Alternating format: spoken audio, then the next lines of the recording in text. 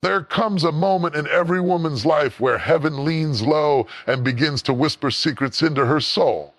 It may not look like a celebration. Make no mistake, it's a spiritual announcement. A woman who is about to be blessed doesn't always feel like she's being elevated. In fact, often feels like the opposite. But listen to me, the shaking, the silence, the struggle, that's the sound of heaven preparing a delivery. You see, God is about to release something big. He doesn't send the promise first. He sends signs.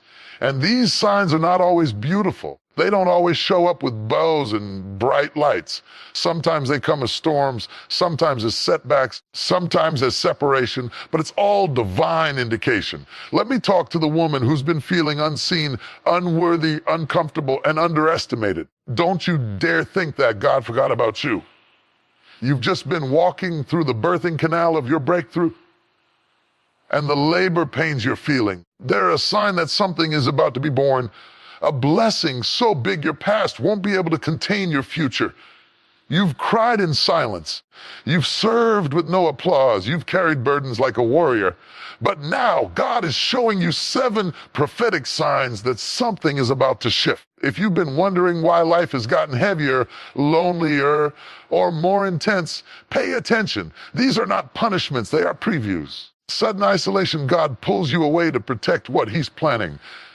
Unexplainable restlessness, that's not anxiety, that's your spirit waking up. People start leaving. Not everyone can stay where God is taking you. Doors close without warning, close or divine direction. New ideas stir in your heart. The blessing comes with fresh vision. Spiritual attacks increase. The enemy only fights what he fears. Your faith gets tested deeply because big blessings require strong roots. Your discomfort is not dysfunction, it's development. The woman you are becoming can't live in the patterns you're leaving. So don't despise the signs, discern them. Don't fear the storm, face it. Don't shrink in the silence, stand still and see the salvation of the Lord. Before the floodgates of heaven open, before the miracle manifests, before the doors swing wide in your favor, God always sends signs. But these signs are not always grand or glorious. They are not written in the clouds or shouted through a microphone. They often show up in the subtle shifts, the quiet discomforts, the sudden changes that make no sense to the natural mind, and yet they speak volumes in the spirit.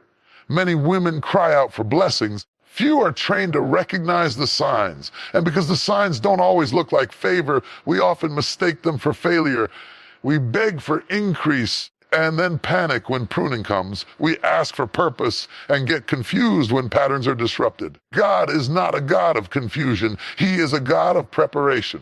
And what you call chaos, He often calls construction. When God is about to bless a woman with something big, the heavens do not stay silent. They begin to stir. There's a shifting in the atmosphere. The same way the earth trembles before a mighty storm, the spiritual realm begins to move when destiny is on the horizon. If you are only looking with your natural eyes, you'll miss it. You'll call it a breakdown when it's actually a buildup. You'll name it a curse when it's actually a course correction. God never delivers destiny without giving you clues. He gives you spiritual indicators, divine whispers that say, "Daughter, get ready. I'm about to do something." But these whispers don't always come in comfort. Sometimes they come in isolation.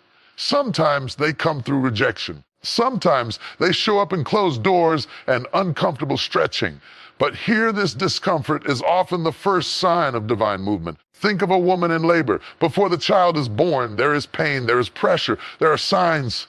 Her body shifts, her water breaks, contractions begin, and no doctor is needed to tell her that something is about to change because her body speaks the language of delivery. In the same way, when you are about to birth something in the spirit, your life begins to send signals. God sends signs not to scare you, but to prepare you. Some of you have been praying for God to enlarge your territory, and now you're wondering why the people around you are shrinking, why the phone calls have stopped, why the support has gone silent.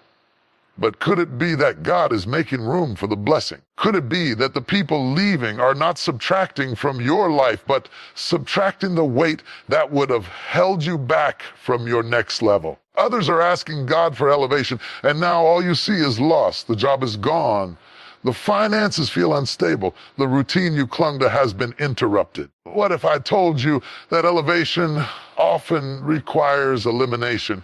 What if the things you lost were never meant to survive the blessing that's coming? Sometimes God has to clear the stage before he reveals the next act of your life. God is strategic. He doesn't waste a move. Every sign he sends is intentional. And while the enemy wants you to panic in transition, heaven wants you to pay attention, because signs are not punishments. They are divine announcements. They are God's way of saying, brace yourself. I'm about to release something over your life that will leave you changed forever. But to recognize the signs, you must be spiritually awake. You must learn to see beyond the surface. You have to stop looking at what's going wrong and start asking, what is God doing beneath this? You have to stop cursing the shift and start embracing the signal, because the signs aren't always pretty, but they are always purposeful. God may wake you up at 3 a.m. with a heavy burden on your heart. That's a sign. He may cause you to feel out of place in rooms that once made you feel safe. That's a sign. He may cause you to lose your taste for things that once fed your ego. That's a sign. He may stir in you a hunger for more, even when you can't explain what more is. That's a sign. And all of these are clues that something is breaking in the heavens on your behalf. You see, divine blessings require divine preparation. You cannot walk into your next with yesterday's mindset. You cannot carry a new mantle with an old mentality. So God will often begin the work in you before he blesses you around you. That's why the signs hit your emotions. That's why your thoughts are changing. That's why your desires are shifting. Because God is not just preparing a blessing for you. He's preparing you for the blessing. The size of the signs often reveals the size of the blessing. If you've been facing unusual warfare, unusual pressure, or unusual shifts, it may be because your next is not ordinary. It's big. It's weighty, it's generational. And anything that carries that much spiritual impact must be preceded by signs. Don't ignore the signs. Don't minimize them. Don't call them coincidence. You've been asking for confirmation, and God has been speaking in symbols. You've been waiting for a door to open. God has been testing your obedience in the hallway. You've been praying for rain, and God has been giving you clouds. But remember what the prophet said, I see the cloud the size of a man's hand, just a sign, but it meant a storm was coming. So don't get discouraged when things feel unfamiliar. Don't walk away because the signs don't look like you expected. Keep your spirit alert. Keep your faith strong. Keep your eyes open. There is a sacred season in every woman's life where the noise begins to die down, the crowd begins to fade, and the invitations stop coming. You look around and realize you are alone. The phone isn't ringing. The opportunity is slow to a crawl. The people you thought would walk with you to the next level have stopped showing up. And if you're not careful, you'll begin to believe the lie that says you've been rejected. You'll begin to question your worth, your voice, your calling. You'll begin to think that isolation is a punishment. But let me tell you something divine, something eternal. Isolation isn't rejection. It's preparation.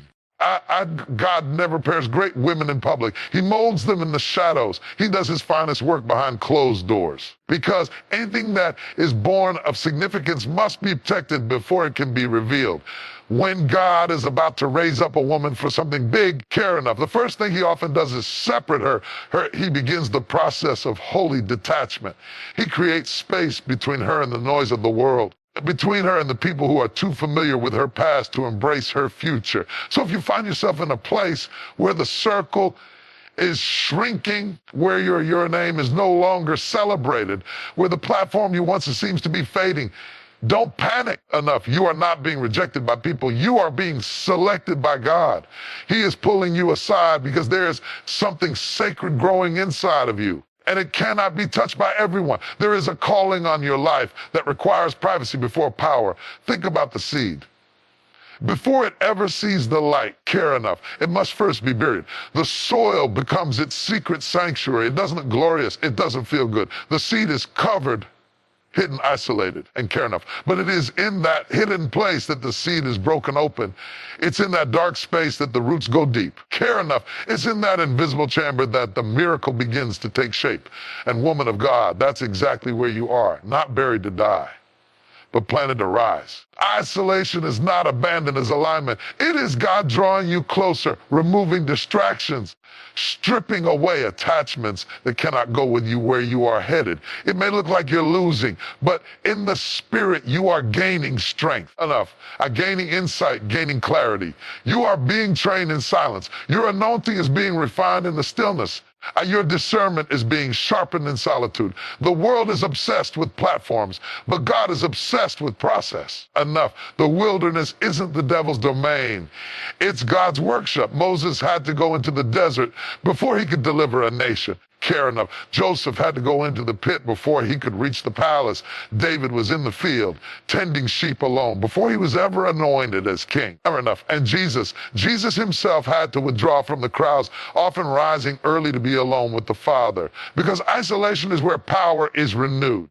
Care enough. You must understand that the greater the call and the deeper the consecration. And consecration doesn't begin on stages.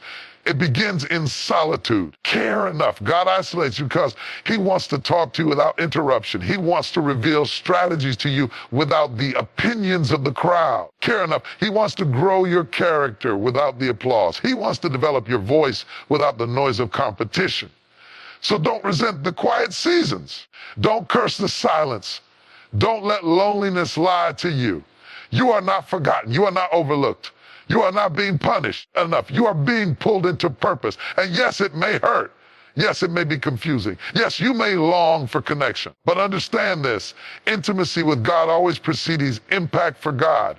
And if he has called you apart, it's because he is preparing something within you that the world isn't ready for yet. Sometimes isolation is the only place where God can detox your soul. Care enough. He uses the stillness to remove the lies you believed about yourself.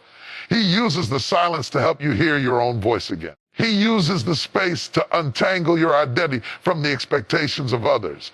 Because when he brings you back into the light, you cannot waver. You cannot doubt. You cannot shrink. You have to know who you are and whose you are. And that knowing only comes through being alone with him. There are things God whispers to you in isolation that he will never say in a crowd. There are levels of healing that only happen when you step away and care enough. There is a depth of anointing that can only be developed in the secret place. And when that work is complete, when the oil has been pressed out of your pain, care enough, when your voice has been shaped by the Spirit, when your identity has been anchored in truth, then and only then will God reveal you. And when he does, care enough. The people who thought you were being rejected will have no choice but to recognize you were being refined. And those who assumed you were will see that you were being washed clean. The ones who left you in the valley will watch you rise to the mountain. Not because of your popularity, because of your preparation. You will come forth like gold, not better, not broken, but blessed. Not empty, overflowing. And the beauty of it all is this: you won't even have to explain yourself. Your fruit will speak for you.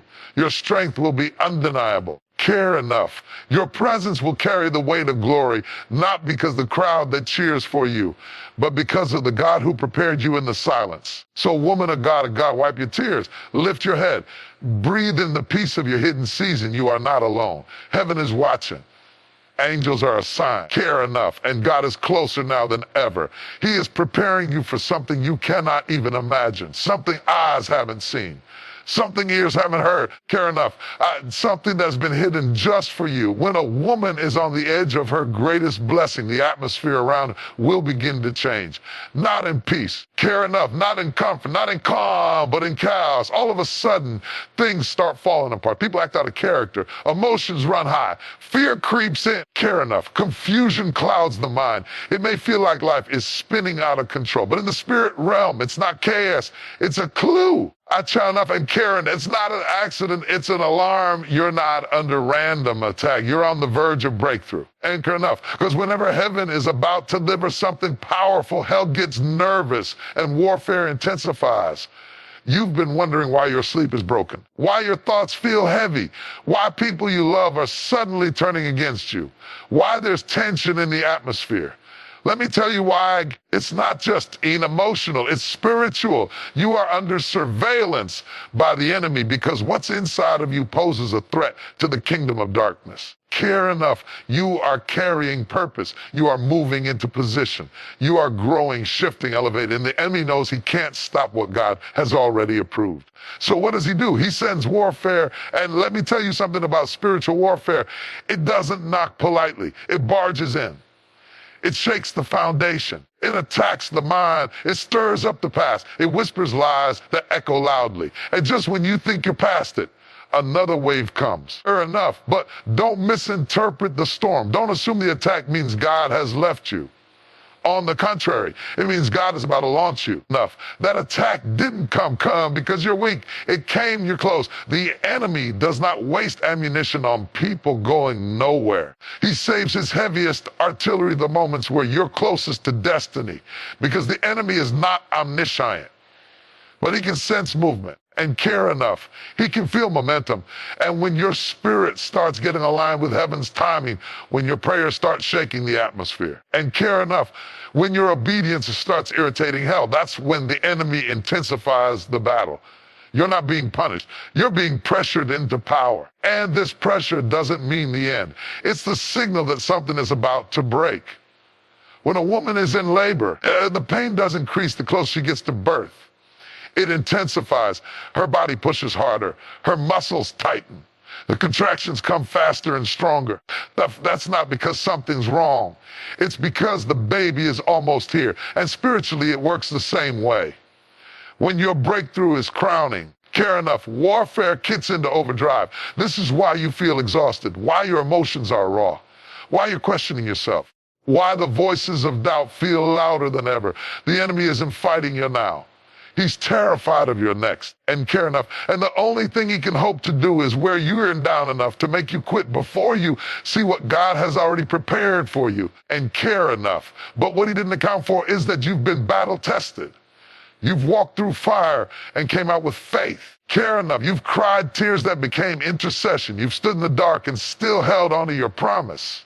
Yes, the warfare is real. I care enough, but so is the anointing that's coming out of it. You see, warfare isn't just a fight. It's a forge. God is using the very thing sent us ready to develop you. Every dart lay live, every betrayal, every spiritual blow. It's refining your discernment. And care enough. It's strengthening your prayer life. It's teaching your hands to war and your heart to trust. You're learning how to fight without bitterness, how to worship with wounds, how to praise when you don't have answers. Don't curse the warfare. Understand it.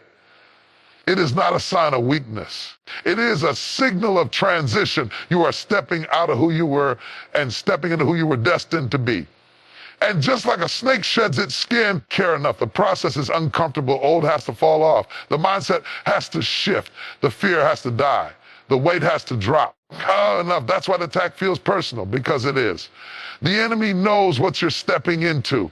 He sees you are no longer content in Egypt. He sees you're no longer addicted to approval. He sees you're no longer defined by what broke you. And so he strikes. But let me declare this over Yug. Enough. The attack will not win. The enemy is not sovereign. He can attack, but he cannot cancel. He can distract, but he cannot destroy. Care enough, because no weapon formed against you shall prosper. The storm may come, but it will pass. The fire may rage, but you will rise. You were built for battle. Ellen, care enough. You were designed for destiny. And if God brought you to this moment, he has already given you what you need to survive it. Enough. You don't need to figure everything out right now. You just need to stand. Stand in your truth. Stand in your calling. Stand in your authority. Stand in your word. Stand in your faith. Because sometimes the breakthrough doesn't come from fighting. It comes from not folding. The enemy's greatest fear is a woman who refuses to bow, even in the midst of the fire. And here's the truth. Breakthrough is not just about what you receive, but about you become. This season of warfare is birthing a new version of you. A woman who prays without ceasing. a woman who sees in the Spirit, a woman who walks with confidence, a woman who carries oil, a woman who can cast down lies and lift up truth, care enough, a woman who doesn't need the world's validation because she's already approved by heaven. So let hell rage. Let the enemy do what he does. Let the attacks come. But you keep your armor on. You stay rooted in the word. You plead the blood of Jesus. You speak life. You cancel every curse. You stand tall in the fire because the fourth man is with you. And when this storm passes, you will come out not burned, blessed, not broken, but bold, not weakened, but anointed. Spiritual warfare is a reality, but so is spiritual victory, and yours is coming. The warfare is intense because the release is imminent. You are closer than you've ever been. You are stepping into something bigger than you imagined. So don't back down. Don't quit. Don't fold. There is a holy frustration that comes when a door you prayed for, fasted for, believed for, suddenly slams shut. It doesn't knock gently. It doesn't whisper a warning. It shuts firm, final, and without explanation. In that moment, your faith trembles. You ask God, why would you lead me here just to lock me out? Why let me hope, only to hand me disappointment? We serve a God who sees what we don't, who knows what we can't, who looks into the future and guides us with wisdom, convenience, and because he's sovereign, he will sometimes let the door you want remain closed so he can lead you to the door you actually need. The denial isn't punishment. It's protection. The no isn't cruel. It's a course correction. And the sooner you stop staring at what didn't open, sooner you'll see what is being unlocked before you. You may be thinking, but I thought this was it. You had peace. You had alignment. You had confirmation, or so you thought. But faith doesn't mean familiarity. And just because something looked good doesn't mean it was God. You can pray for an opportunity and still not be prepared for the outcome of that yes. So sometimes in his mercy, God says no, not because you're not worthy, because the room behind that door would have crushed what he's cultivating inside of you. And listen, God doesn't waste movement. He allowed the door to close. It was deliberate. He shut it before it could delay you. He ended it before it could empty you. He said no before it could destroy what he put in you, because purpose isn't always built on the path of your preferences. Sometimes it's born in the frustration of detours. Let's be honest, closed doors hurt. They confuse. They shake your faith, especially when the door felt custom made for you. The relationship, the job, the ministry, the partnership, the home. You walked up to it with full confidence, only to hear silence, or worse, a flat no. And in that moment, it's easy to think you've misheard God. What if I told you that closed doors are sometimes the clearest direction you'll ever receive? When God closes a door, he often doesn't explain. He simply redirects. He doesn't always give you a full map, just enough light for the next step. But it's in that step that purpose unfolds. Closed doors train your discernment. They mature your vision. They force you to seek the face of God, not just the hand of God. They separate what's good from what's God ordained. And don't confuse delay with denial. Just because a door is closed now doesn't mean it's closed forever. Some doors are closed because the timing is off. You're ready in heart, but not yet in maturity. You have passion, but not yet precision. God will sometimes keep the door locked, not because the blessing is denied, but because he's developing you so you don't squander what's on the other side of it. Think of Joseph. He had a dream, one that looked like immediate elevation, but instead he faced betrayal, slavery, false accusation, and prison. Doors kept closing. Every door that shut behind him was a hallway that led to the palace. Had he stayed in comfort, he would have missed the call. Had the door to his father's house not closed, Egypt would have never known his name. Closed doors didn't block his purpose. They birthed it. Or take Ruth. Her husband died. Her future seemed finished. But the door that closed in Moab redirected her to Bethlehem, the very field where destiny was waiting. The field of bows. The door of loss swung open into a gate of legacy. She became part of the lineage of the Messiah. If the door of her comfort hadn't closed, she would have never stepped into her calling. This is how God moves. He leads through what closes just as much as he does through what opens. And the danger is when you keep trying to force what God has already shut. Some of us are bruised not because of what the enemy did, because we kept throwing ourselves against a door that heaven already locked. You kept texting, kept reaching, kept begging, kept reapplying. Door kept saying no, not to harm you, but to heal you from what you can't yet see. Because sometimes door you want opens into a room of distraction, of delay, of detour, and a loving Father knows when to say, not this one. He knows what will drain you, what will distract you, what will deter you from the purpose you were created for. He loves you too much to let you walk blindly into what looks promising but leads to pain. You see, purpose doesn't always walk through the doors you expect. Sometimes it comes through the door you never noticed, the one you walked past, the one that looked too small. That couldn't be it.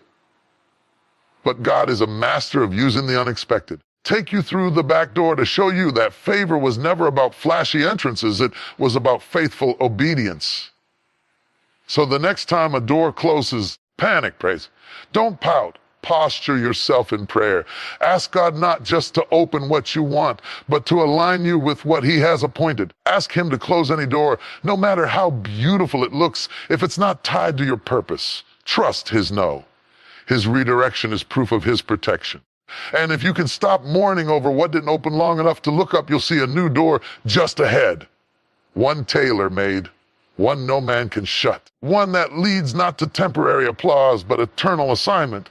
Before the world ever sees the change, before people ever recognize the shift, before the fruit ever blossoms on the branches, God begins the work within, not on the stage, not in the spotlight, not through applause or accolades.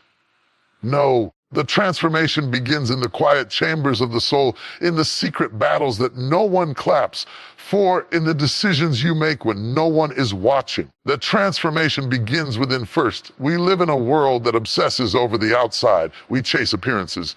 We crave validation. We try to change our environment, our relationships, our jobs, our social circles, thinking that if we rearrange the outside, something on the inside will finally feel whole. But God doesn't work from the outside in. He transforms from the inside out. If your internal life doesn't shift, your external life will always go in circles. Because wherever you go, you take you with you. The most powerful breakthrough is not a promotion, not a new house, not a title. It's a renewed mind. It's a healed heart. It's a delivered soul. That's where God begins His masterpiece. Not in places, but in people. Not in buildings, but in the inner being of the woman He's called and chosen. Don't be fooled. Real transformation is messy. It starts in pain. It gets uncomfortable. Because the truth is, before God elevates you publicly, He will excavate you privately. He'll dig deep, pull up roots of bitterness, break old patterns, and confront lies you've lived under for years. You'll begin to lose your taste for things that once satisfied you. You'll stop laughing at things that used to make you giggle. You'll find yourself craving silence more than noise, stillness more than chaos, truth more than popularity. That's not depression. That's divine development.